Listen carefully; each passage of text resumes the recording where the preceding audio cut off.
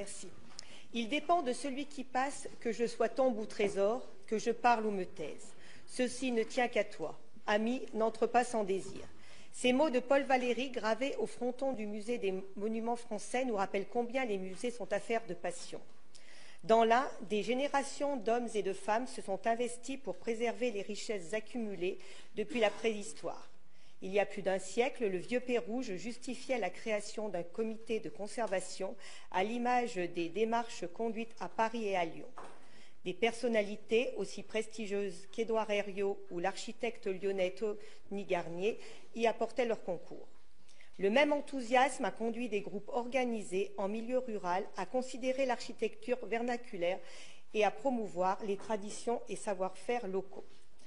Ainsi sont nés d'initiatives associatives les musées de Lochieu en Bugey et de Cuisiat en Revermont, avec la ferme volonté de préserver et valoriser l'identité des pays de l'Ain. On ne peut bien sûr pas transformer la France entière en musée de la France, pour reprendre les mots de Pierre Nora, mais l'attachement et la reconnaissance du passé demeurent essentiels dans un territoire en mutation tel que l'Ain. La pression urbaine actuelle remet immanquablement en cause les paysages et le bâti ancien. Raison de plus pour les valoriser au sein d'espaces dédiés sous la responsabilité de professionnels de la conservation et de la médiation. Le conseil départemental doit plus que jamais y contribuer grâce à son réseau de musées. Il importe également que les nouveaux arrivants, nombreux à s'installer dans l'Ain, puissent comprendre les lieux où ils vivent grâce à ce maillage départemental.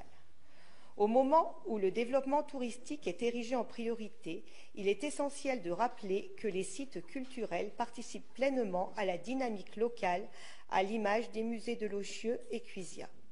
Ce dernier a notamment permis de sauvegarder et diffuser le piment de Bresse que les restaurateurs et transformateurs locaux développent aujourd'hui.